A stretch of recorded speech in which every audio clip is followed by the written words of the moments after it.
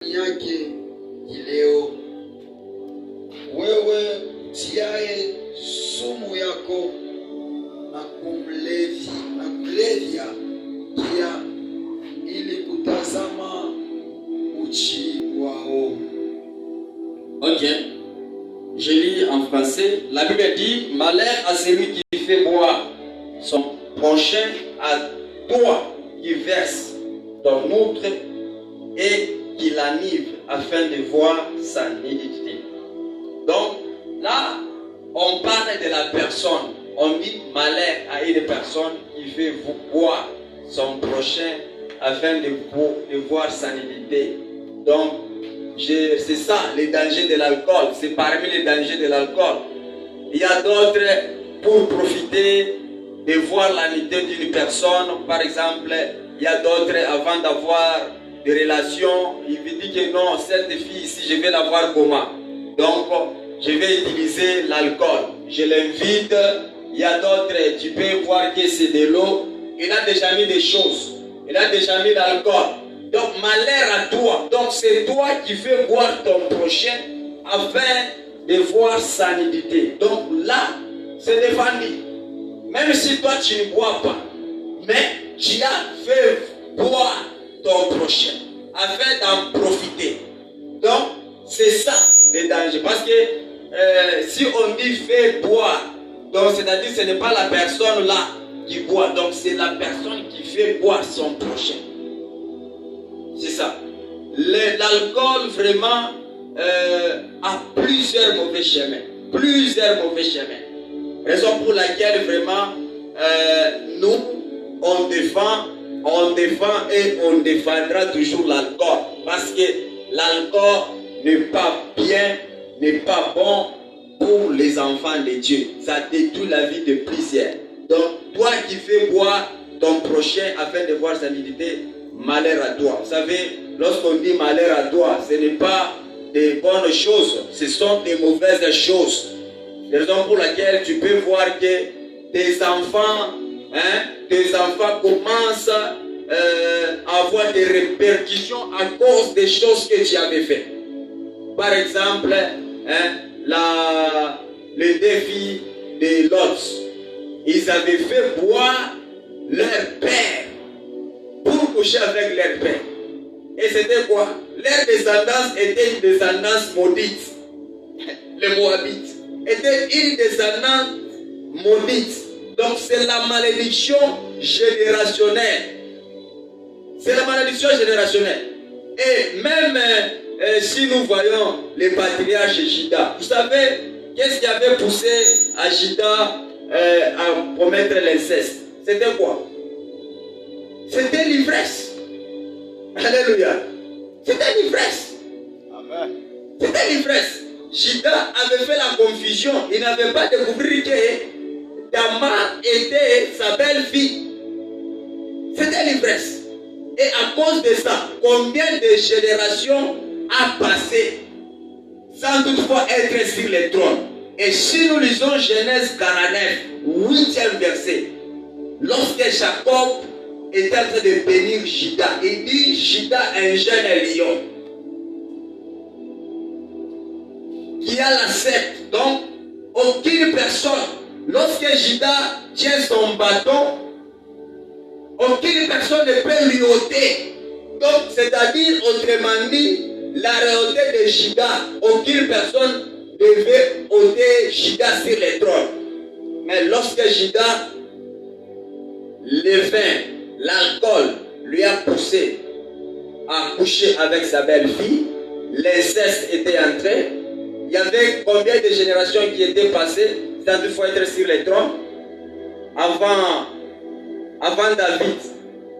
Vous connaissez? Vous connaissez? Il y avait 10 générations. 10 générations qui étaient passées. 10 générations.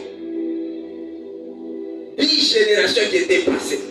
Pourquoi? Parce que dans le livre de, je pense, c'est le livre de Deutéronome. Deutéronome 23, Deutéronome 23, le deuxième verset.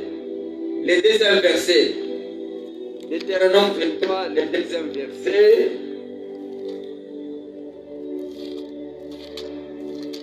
J'explique un peu ça pour qu'on puisse un peu.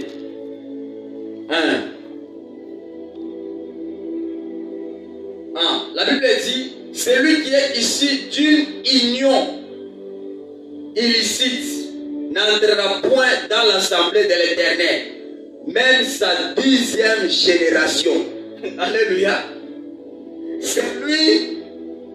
La Bible dit, celui qui est issu d'une union illicite n'entrera point dans l'assemblée de l'Éternel, même sa 10e génération n'entrera point dans l'assemblée de l'Éternel. Donc, 10 générations après toi n'a même pas l'accès d'entrer dans la maison de l'Éternel. 10 générations après toi. Combien de gens ici, ils ont déjà fait l'inceste avec leur fille, avec leur mère, d'autres, leur mère, leur père, à cause de l'alcool. À cause de l'alcool. Et lorsque vous faites ça, donc c'est une union illicite, c'est-à-dire inceste.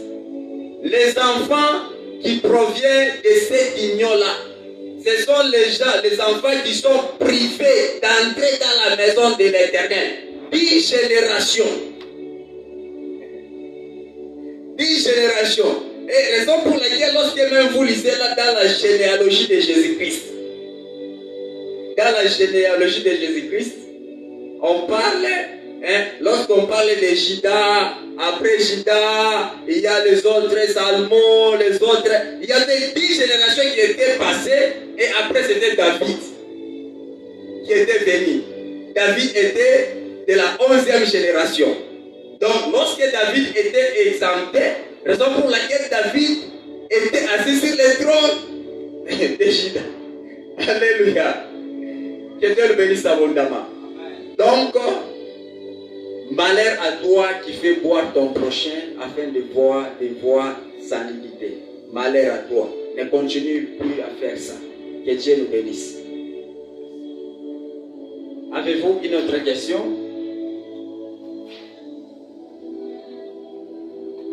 Oui, nous sommes presque à la fin. Nous avons ici certaines connaissances qu'à un moment on ne les savait pas.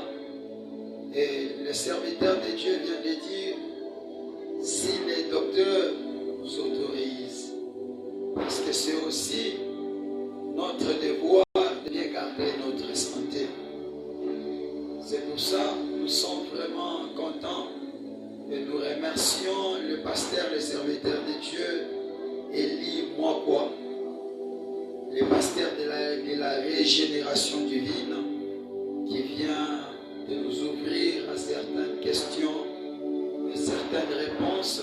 Aujourd'hui, on ne va plus marcher dans l'ombre, on ne va plus marcher dans les flous, mais on va marcher dans la clarté. Vraiment bien aimé, nous vous prions de les suivre. Et vous avez des questions posées, il aura toujours le temps de vous répondre. C'est pour ça que nous sommes ici. Que Dieu bénisse toutes les nations, les Congo, toutes les provinces de la RDC et partout dans le monde. Nous les disons sincèrement merci. Merci, l'homme de Dieu. Merci beaucoup.